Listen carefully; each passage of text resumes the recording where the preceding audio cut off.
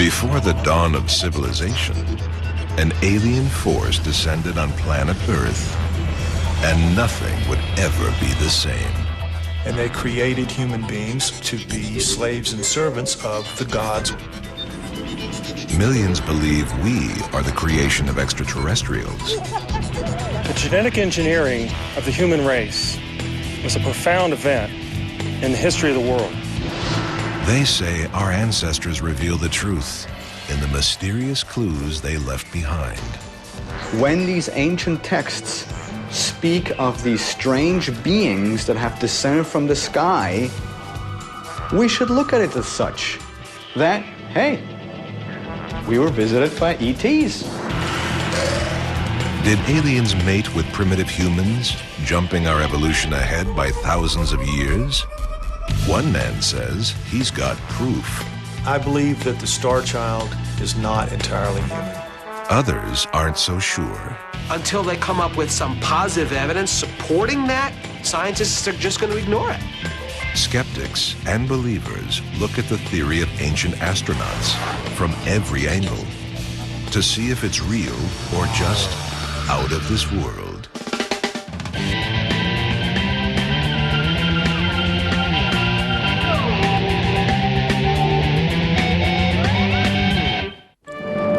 Thousands of years ago, humans huddled around their simple fires, living their simple lives. They didn't have much, including ideas about the wide world outside their caves. But one day, as the story goes, the universe changed for good.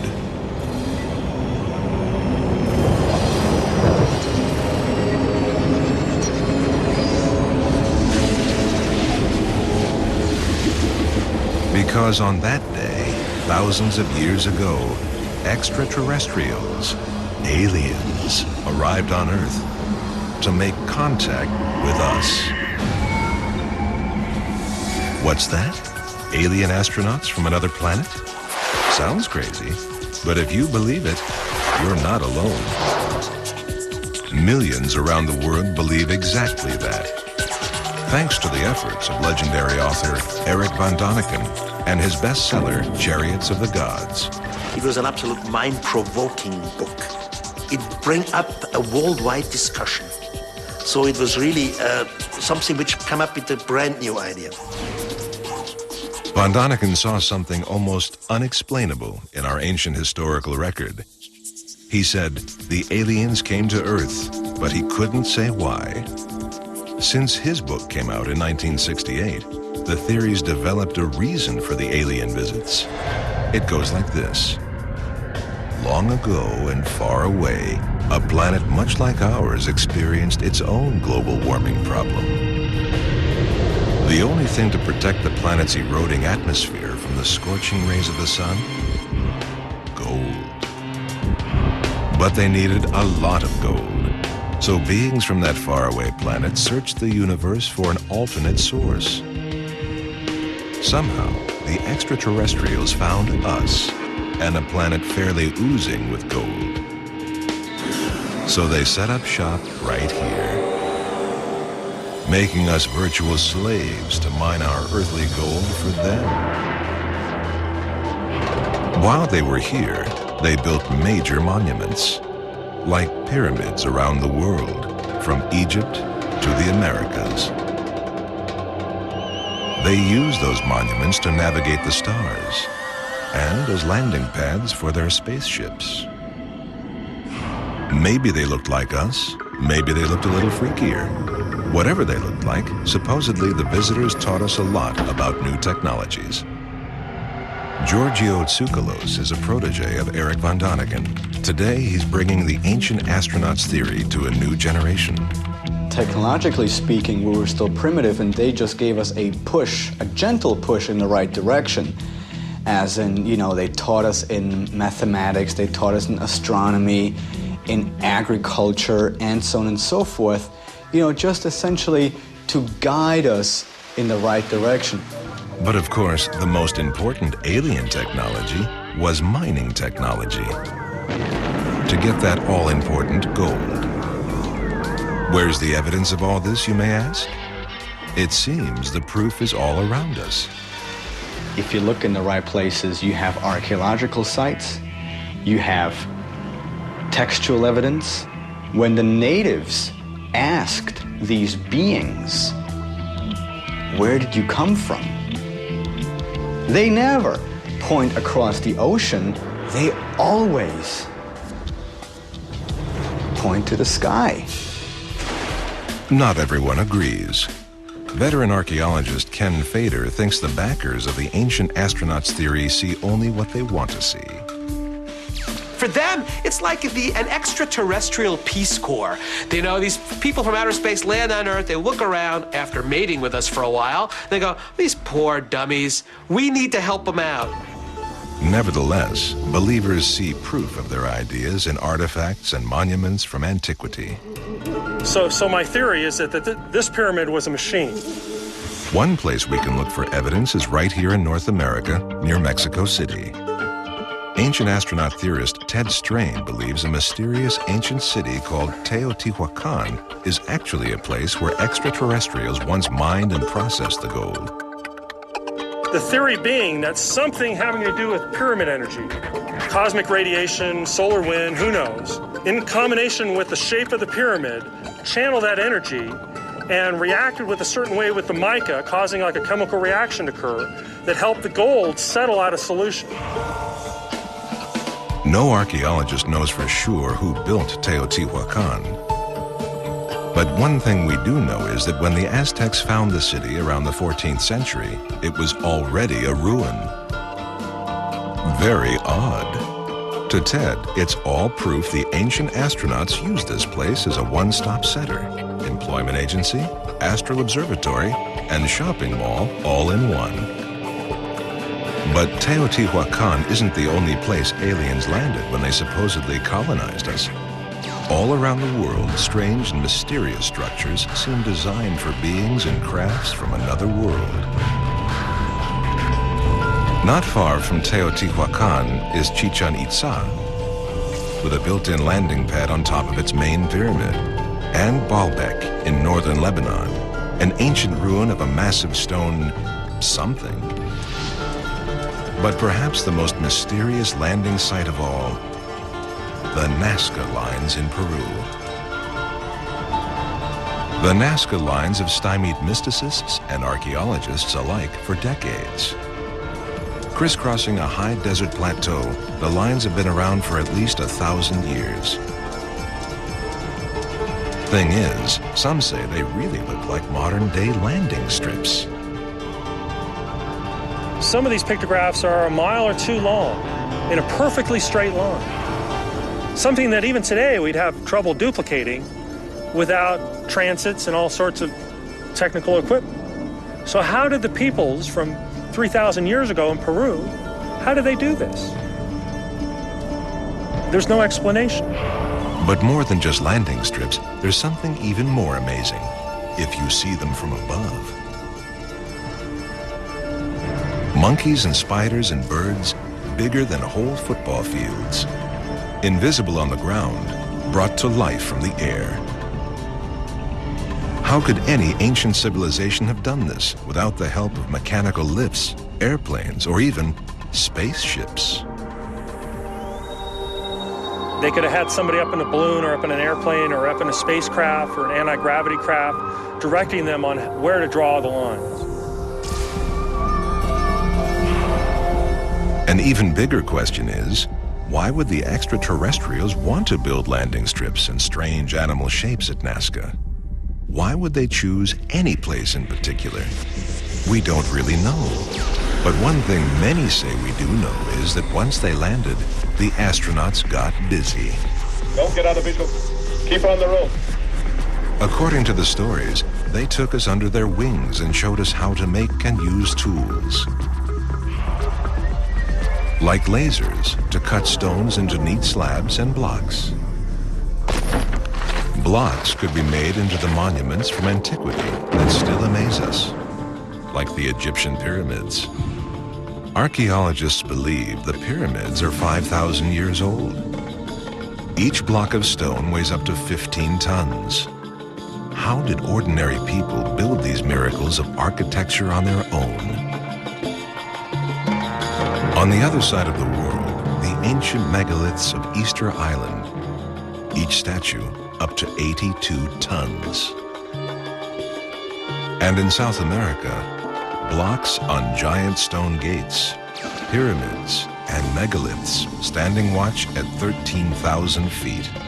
Hundreds, some say thousands of years old, weighing up to 130 tons each. The kind of technology average humans would need to move these things, carve them, and illuminate them may seem too high-tech for our ancient forefathers. But a hieroglyph deep in an Egyptian temple may give an astounding clue we simply can't ignore. But first, all this may tell us something about how the aliens could have affected us once they arrived on our planet. But you gotta wonder, how was their family life? Boys, I think we Did they ever return to a faraway star, or did they stick around? There's going to be a large headline when they see all these great things we're bringing back to them. And are their descendants living among us? Seems far-fetched, but consider this. In the 1930s, a teenage girl was exploring in a cave in Mexico when she came across something remarkable. 2 skeletons, half buried in the dirt. When she dug them up, she was amazed at one of their skulls. It was deformed with a huge cranium and strange, shallow eye sockets. Not your average human skull. Could this skull be physical evidence that aliens not only colonized our planet, but changed the course of our human species forever? Author Lloyd Pye thinks so. I believe that the Star Child is not entirely human. Let's say I do believe it. Where are we right now? Before we can learn if any skull proves the ancient astronauts' theory, we need to go way back to the very beginning. It'll take days to analyze and compute. The earliest evidence of a human search for something outside ourselves. We may find the truth in ancient cave drawings. When archaeologists began studying the stories our ancestors left carved in stones and caves, some people noticed images and artifacts that just didn't seem to fit with what we'd always assumed our history to be. Many were hard-pressed to explain images like these of what appear to be men in spacesuits with helmets and antennae. Since the dawn of the field of archaeology, the accepted explanation has been that these images depict gods, nothing more. When I see an artifact, then it looks like there's a god and there's somebody floating up in the air, and I go, well, that matches what we know about their origin story. I'm guessing that they're depicting a god. I think that's a simpler explanation than somebody else saying, no, it could be an extraterrestrial who happens to have a levitation device. In the early 20th century, modern-day levitation devices got us thinking about those mysterious Nazca lines in Peru and wondering who could have made these amazing geoglyphs without direction from something, or someone, above. Others theorized that maybe we built them on our own after all, when the aliens left us to return to their astral home. That's what Ted Strain thinks. The gods left, and the peoples that were left over that had contact with the gods wanted them to come back. So they drew pictures on the ground saying, here we are. If you're going to come back, here we are, land here. Could aliens have been the facilitators of our greatest artistic and cultural steps forward? For a long time, it seemed too far-fetched to contemplate. But in the 1960s, when man first hurtled through space and set foot on the moon, suddenly, the thought of beings from another planet making a reverse commute didn't seem like such a crazy notion. Soon, the ancient astronauts theory was ready for its close-up. It got exactly that when author Eric von Daniken published his earth-shaking book, Chariots of the Gods, in 1968. I was the manager of a hotel when I wrote Chariots of the Gods. And it was a book with quite some mistakes, quite some things which I know today were wrong. Not everything, but part of it. Right or wrong, for the first time, the idea that aliens visited Earth thousands of years ago and forever changed human history spread like wildfire. But Van Daniken wasn't the first to put the idea out there. For decades, believers in a controversial idea dubbed the diffusion theory wagered a guess on the origins of human intelligence. Where we find tremendous advances, it's most likely that there was a single source for that. Because generally speaking, people are dumb. You got to find one genius culture. The diffusionists initially pointed to Egypt. The Atlantis popularizers pointed to the middle of the Atlantic, said, no, it came from there. Eric Van Daniken points up. A handful of surviving humans. By the mid-70s, the ancient astronauts theory came into its own. They must fight their way across the universe, searching for a legendary planet. Enemy approaching, 100 microns. Known as Earth. Enemy closing. Over the decades, alien contact became routine fodder for books, TV, and the silver screen. Did it happen eons ago, or will it happen tomorrow? Throughout all this excitement, one question seemed to really resonate among believers. Who built the Great Pyramids of Egypt? More than anywhere else, the pyramids represent almost unimaginable feats of architecture in the ancient world. Author William Henry believes the evidence they were built by someone other than the Egyptians is overwhelming. When I look at the pyramid, I think an advanced extraterrestrial race had to have been involved in the construction of it. There's also all those underground pyramid chambers. Many concluded they protected the Egyptian priests during the coming and going of the gods, that is, the aliens. I think the Great Pyramid is a giant energy device. It's capable of receiving and transmitting energy from distant points around the cosmos. The key to that is the location of the Great Pyramid. It's located at the exact center of the land masses of the Earth. The icing on the cake is the Great Pyramid's seeming alignment with the sun and stars. And their geographic orientation seems to be in line with the position of stars within the Orion constellation. How did a 5,000-year-old civilization make all these advanced calculations? And why? Videographer Ted Strain sees a similar mystery in the pyramid complex of Teotihuacan. The builders of the site, the planners of this site, A, either had knowledge from the heavens, or B, they were created by the gods themselves. The planners of this site may have been the gods. In fact, Teotihuacan, the name of this site, means place of the gods, or place that the gods gathered. Some say this ancient city was built in exactly the same arrangement as our solar system, and even includes a small pyramid to represent Pluto. Thing is, although Teotihuacan is 2,000 years old, Pluto was discovered just a few decades ago. How could this be? The answer is that there may have been extraterrestrial gods that had come down from the heavens and had imparted their knowledge on humanity, their knowledge of mathematics and astronomy. Ted thinks a royal group of aliens called the Anunnaki built Teotihuacan and many mysterious structures like it. Who are these Anunnaki, and what planet did they come from? 6,000 years ago, the world's oldest known civilization, the Sumerians of Mesopotamia, carved tablets that tell stories of how deities called the Anunnaki descended to Earth from a place they called Nibiru. They gifted us with new technologies and shared their wisdom about our place in the solar system. Think about that. One of the first known human civilizations, 6,000 years ago, scooping us on the alignment of the planets.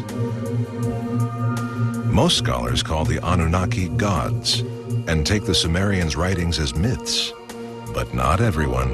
When these ancient texts speak of these strange beings that have descended from the sky, we should look at it as such and not add symbolism to it or interpretation. Well, they could have meant this or they could have meant that, when it could be very, very simple. That, hey, we were visited by ETs. Not only did ETs visit us, according to the ancient astronauts' theory, the extraterrestrials actually created us in ways almost too shocking to believe. But is there proof? This ancient skull could be the evidence we need that hundreds or thousands of years ago, aliens came to Earth and mated with humans. They saw those among the humans that they thought were fair and took them as wives. The mystery of how we arrived on Earth is a big part of the ancient astronauts' theory. Mainstream scientists agree that modern humans evolved from an ancestor we share with other primates. But Homo sapiens has walked the Earth for over 100,000 years, and experts have long wondered what sparked the sudden rise of civilization a mere 6,000 years ago.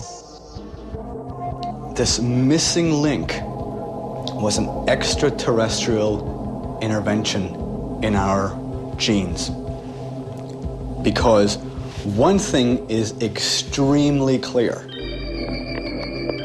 A quantum leap happened from us being in the caves, and then all of a sudden, we're building pyramids. Ancient astronaut backers claim the spark for human civilization came from deep space, when aliens swooped down, knocked up our women, and took off. I've called that the horny astronaut hypothesis, that astronauts land on Earth. What's the first thing they do is they go out looking for females to breed with to produce the next step in evolution. And what? Earth gets the reputation of being a party planet, and they keep coming back and breeding with their offspring and producing the next generation of us. And finally, there's us, and we're the product of this breeding experiment. It's an age-old story of love 'em and leave 'em. There was interbreeding going on.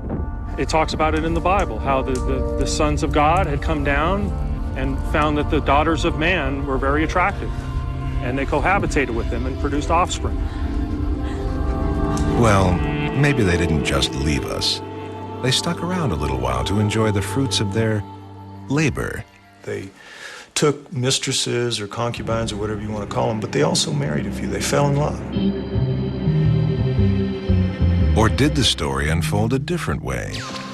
Some ancient astronauts theorists now say the story of our creation wasn't quite so sexy. They say the way it happened was more like genetic manipulation.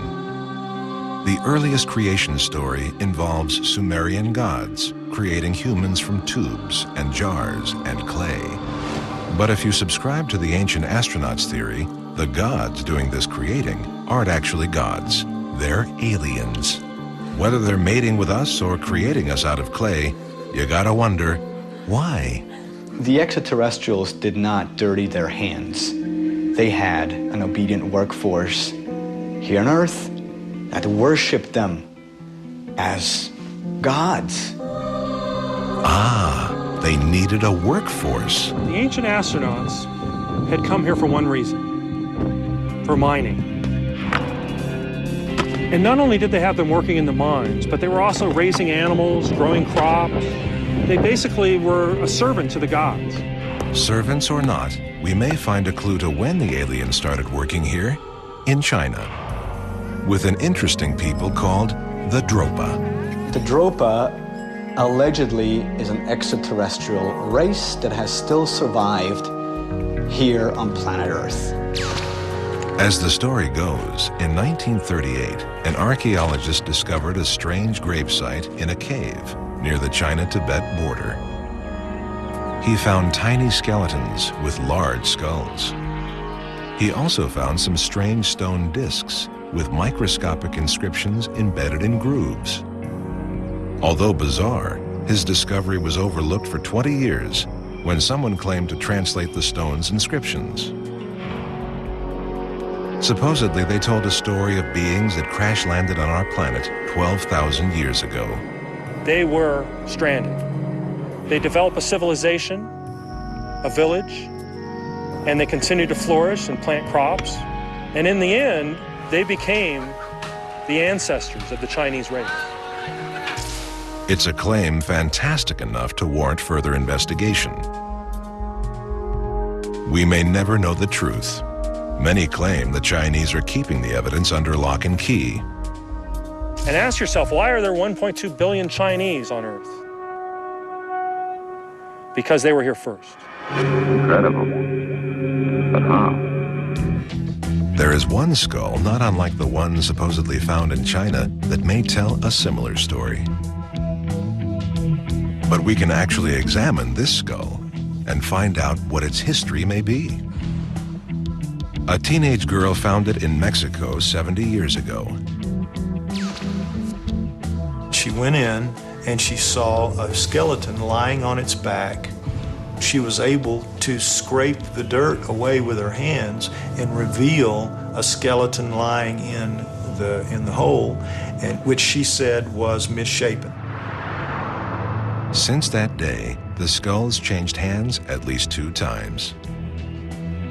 Today, Ray and Melanie Young like to think of themselves as the skull's parents. I had a friend that was working with me, and her husband had come into it from the lady who actually found it because of my background as a neonatal nurse, and he asked me to look at it.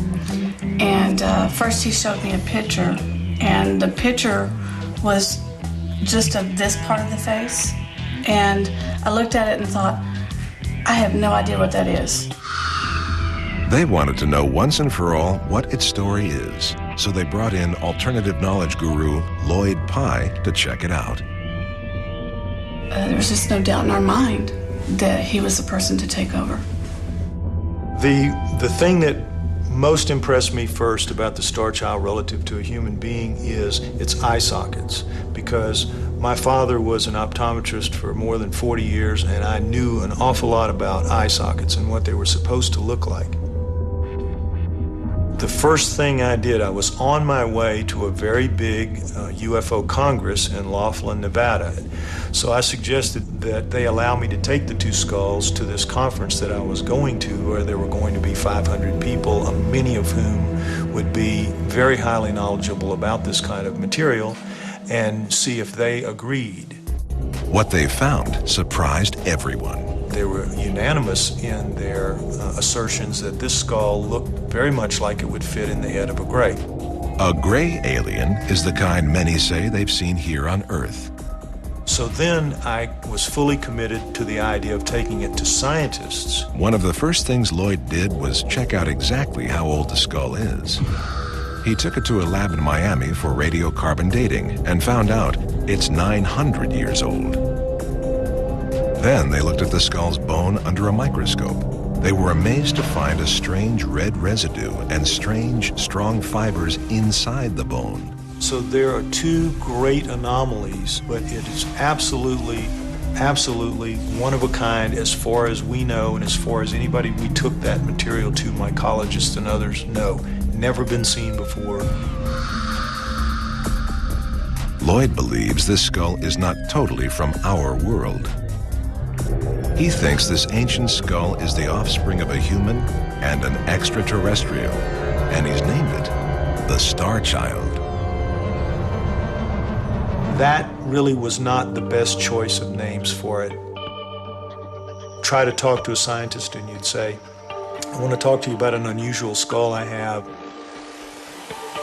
They would want to know if it has a name or is it called anything, and I would have to say the Star Child, and right away, click. The only way Lloyd can find out for sure if the Star Child is human or alien is to test its DNA. Lloyd's staking his reputation on it, and he's ready to find out the truth, for better or for worse. All this speculation about whether or not aliens created us and facilitated our major ancient accomplishments can be hard for mere mortals to understand. Let's see if hard science can build up the theory, or if it'll just tear it down. We are down deep in the ground looking at these ancient levels, and if there was physical evidence of extraterrestrials, we'd be the ones to find them. The evidence that extraterrestrials colonized us, interbred with us, and shared all their knowledge can seem overwhelming to some.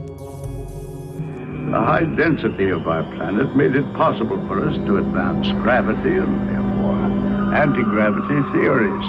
It's beyond me. At many sites around the world, we can only marvel at how ancient people could cut and move stones weighing up to 100 tons each. And artifacts offer surprising clues of technology we never imagined the ancient world could have. Some archaeologists are amazed by ancient relics that have come to light in decades past. One of the most baffling could change how we write history, if it's real. We've always thought Thomas Edison invented the light bulb, right? Well, maybe not. Maybe the aliens did. Deep inside an ancient Egyptian temple, a strange wall carving lures visitors with its mysterious symbolism. Most Egyptologists believe it shows the birth of a god. Others say this hieroglyph depicts an ancient electric light bulb, complete with filament and electrical cord. It is absolutely spectacular to see that, electricity was not invented by our civilization. It's been around for centuries. It's just been forgotten, lost knowledge. Hard to believe, but you have to wonder, how did they carve all those other hieroglyphs and pictures inside a pitch-dark pyramid? Many believers rule out oil lamps or torches because not much telltale soot has been found inside the pyramids. So if they didn't use oil or torches, what's left? Batteries? Maybe. Not far from Egypt, in the 1930s, archaeologists found a remarkable device that proves the people who lived here 2,000 years ago actually made an electric battery. Today it's called the Baghdad battery. A lot of these things like electricity, those things were only privy to a select few. How could people from the time of Jesus know how to make a battery? I believe that a lot of these ancient technologies that we've been rediscovering do indeed come from extraterrestrials. I think what's happened is that the technology was possibly left here for us to use for a while, and then maybe after a while it started breaking down, and just like our car, we don't know how to fix it, and so it gets destroyed. While ancient astronauts' backers see the Baghdad battery as evidence of an alien hand, far away in Texas, ancient technology professor Nancy Reed sees something else. The technology needed to make the Baghdad battery is basically very simple. The hollow rod is copper, and the solid one is iron. And then, of course, we would have filled the container with vinegar. Then just put it together, and the acidic vinegar sparks an electrical reaction.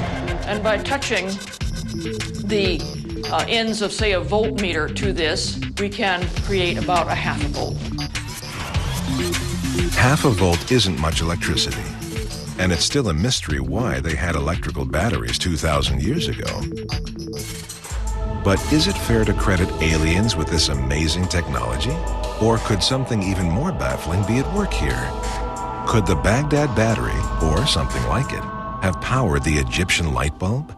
We might find an answer to this question in Switzerland. Author Eric von Daniken recently built a theme park revolving around the ancient astronauts theory, and it features an incredible exhibit based on the ancient Egyptian light bulb.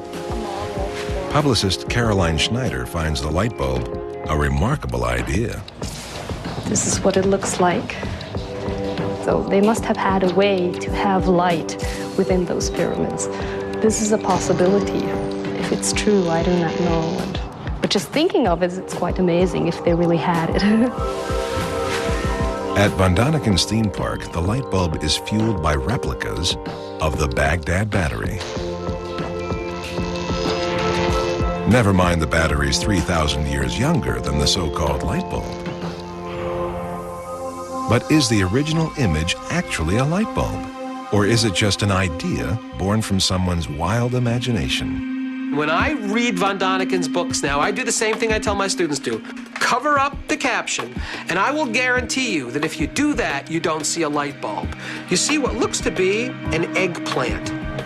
You take your hand off, you go, it's a light bulb? Huh? What's he talking about? Tell you what, find the glass, find where it's the metal, where you screw it into the socket, and find the source of energy for that light bulb, that's physical evidence. It seems all that shines is not gold. But is there gold in the ruins of Teotihuacan? More than that, was this place built by extraterrestrials to actually process our gold? The truth leaves the gold theory bankrupt. Archaeologist Kim Goldsmith has spent the past 24 years studying the ruins of Teotihuacan. There was no gold here. There is no gold anywhere in this area to start off with. There were no gold mines, and they were not bringing gold from anywhere during Teotihuacan times. But there's still room for the idea this place was an alien landing pad, right? Think about this. These guys, these extraterrestrials, are able to traverse interstellar space, and they need to eyeball where to land? Don't they have GPS or something? So, no landing pad. Could these pyramids still have some kind of astral significance? Ted Strain thinks they were aligned to be an exact match of our solar system. But archaeologist Ken Fader says when it comes to the pyramids, pattern is in the eye of the beholder. The layout of Teotihuacan, number one, has nothing to do with the planets. And number two, yeah, if you stop at 9, you get the right number of planets, because apparently the folks in Teotihuacan thought Pluto was a planet, but now some astronomers aren't so sure about that, so we'll have to figure that one out. But if you stop at 9, you get 9, you go, wow, there are 9 pyramids, just like the 9 planets. Well, that's because you stop counting, because there's actually a 10th and an 11th and a 12th. But I don't know, maybe the ancient astronauts will think that that means that there used to be more planets in the solar system, because we end up with this perfectly circular argument. The truth is, Teotihuacan was most likely a thriving city, no different from any other. All you have to do is look around at any city and just about anywhere in the world today, and that's exactly the type of thing that went on. And the people who lived here were architects and engineers. There were people involved in the administrative and judicial system of the site, and there were also people involved in the army that defended the city. There's also everyone's favorite ancient astronauts mystery, the Great Pyramids of Egypt. Some speculate the pyramids were built by everyone from Atlanteans to aliens, anyone but the Egyptians. But archaeologist Ken Fader says the writing is on the wall. Well, that's sort of like saying we don't know how they built the Empire State Building. We have photographs of them building the Empire State Building, but we don't have photographs of building the pyramids. We have artwork produced by the Egyptians showing how they moved huge rocks. We have direct physical evidence on the rocks themselves of how they carved them. We may never find proof of extraterrestrial stonemasons. But today, we have the chance to prove that hundreds of years ago, humans mated with aliens. Being here on the border, working in the county hospital, I have seen every genetic disorder that's come through. So I've seen a lot of stuff, and this doesn't fit into any of that. Among other things, we know it's about 900 years old, and that its eye sockets look out of this world. But the test that will best reveal whether or not the star child is at least partially alien can only be DNA testing.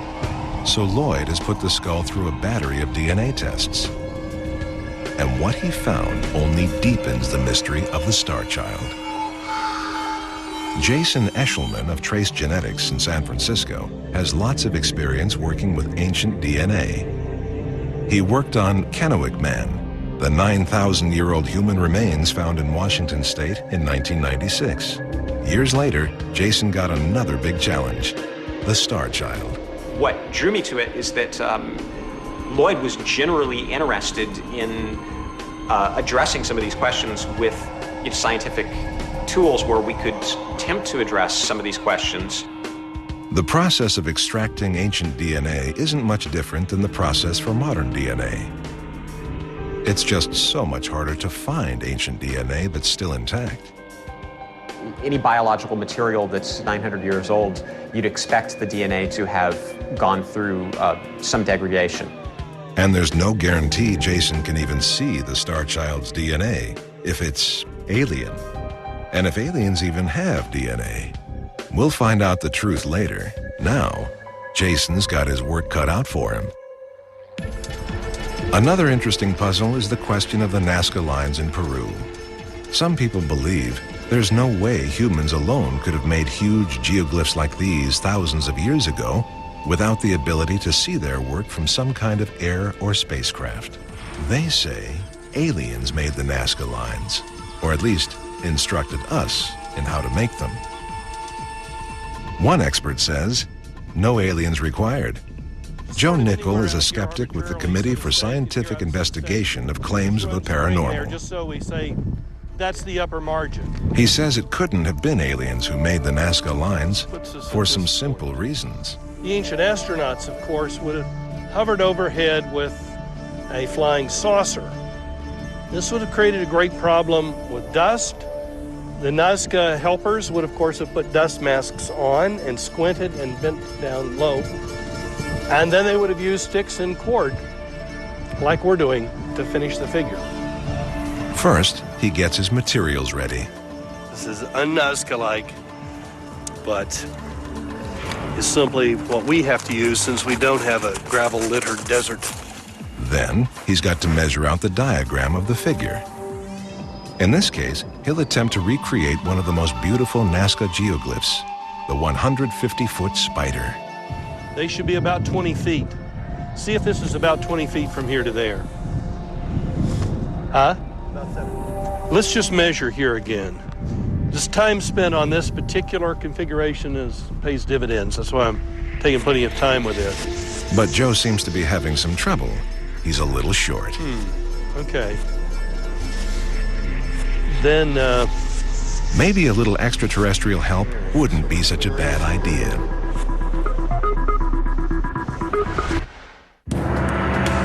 Joe Nichols got a lot to prove in his quest to explain the Nazca lines.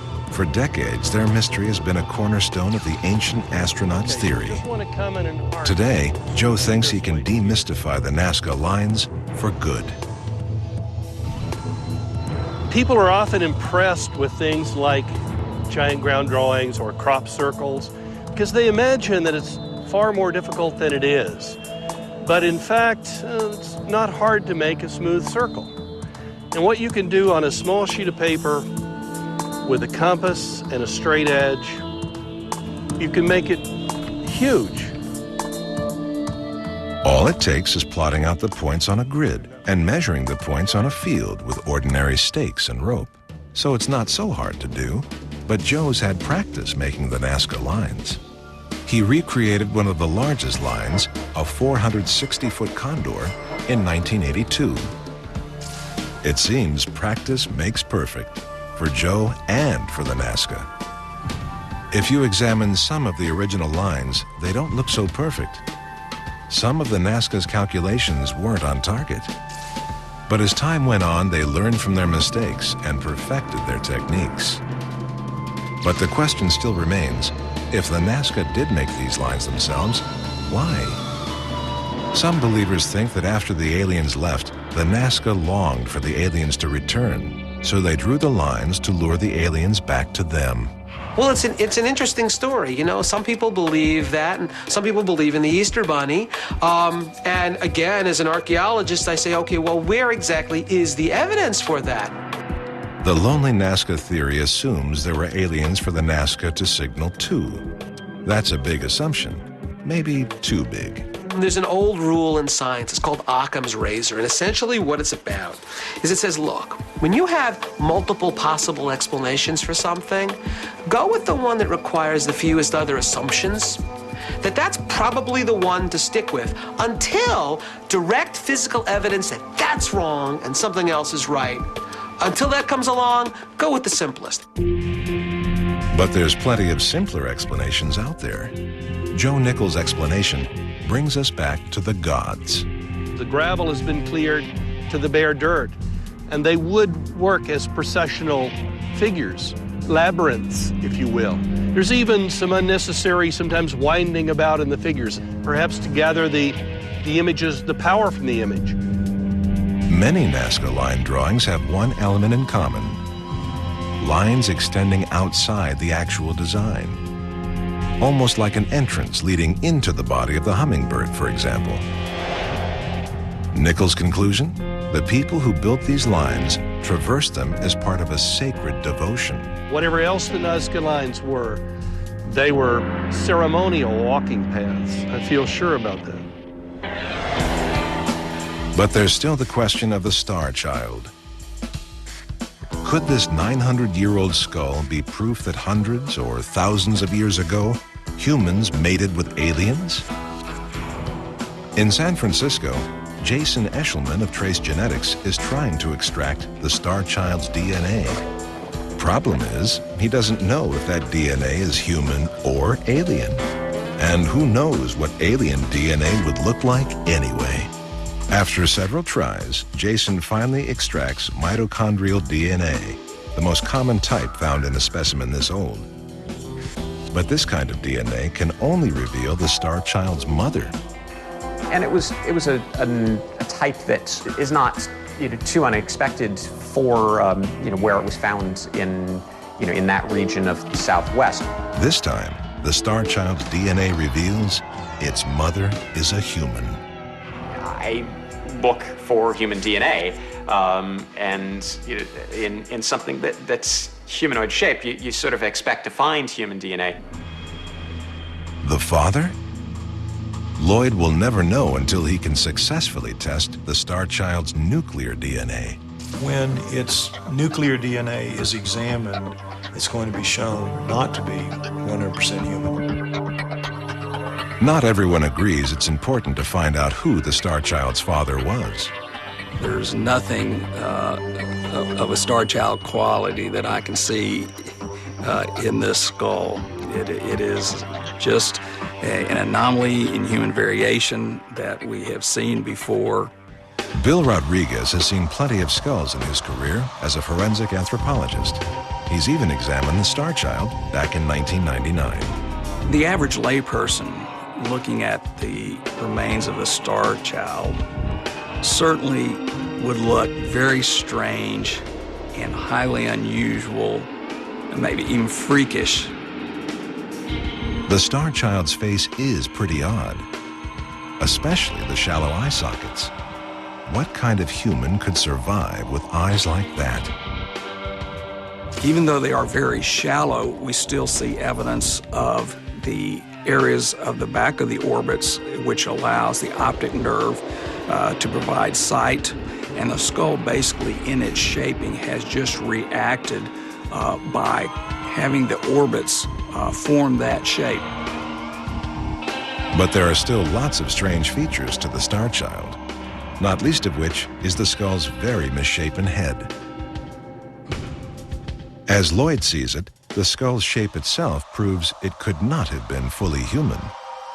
The answer seems to be that its genes told it to grow this way, and every compensation that needed to be made was made to accommodate all of these very significant changes that are just simply not seen in human beings. Not so fast. Rodriguez has a cast of a normal skull that isn't too far off the shape of the Star Child. And many times we'll see in young children parietal bossing. This is where the parietal bones on each side actually protrude out somewhat. This is not abnormal, but again, if you look at it from the back without some of the frontal facial area, it looks very much like that of the profile that we see in the Star Child. So it comes down to the eye of the beholder. But just because the Star Child may not be the smoking gun to prove that ancient astronauts altered the course of human history, doesn't mean we don't have some link to them. Fossil evidence of the common ancestor between ape and man still eludes us. Could aliens be that common ancestor? More specifically, did aliens mate with us? Carl Sagan said it best when he said that it's more likely a human could mate with a petunia than with an extraterrestrial, because at least the human and the petunia evolved on the same planet. So any rationale for why this would, it's all sort of falls in the realm of fantasy land. The theory that aliens colonized Earth thousands of years ago, created us to be their slaves, and change the course of human history may not go away, at least in the near future. There are so many questions we may never be able to answer about our ancestors, human or alien. Science is really just one long series of corrected mistakes. I think the Star Child shows that there are mistakes that need to be corrected. I think E.T. has not come yet. There may be extraterrestrials somewhere in the infinity of the universe, but there's no good evidence that it's ever come here, and it's not likely to happen soon. Without hard facts, legends and artifacts from thousands of years ago will always be up for interpretation. It's almost like somewhere inside of us, we know we belong out in the stars. And it's just a matter of how do we get back there.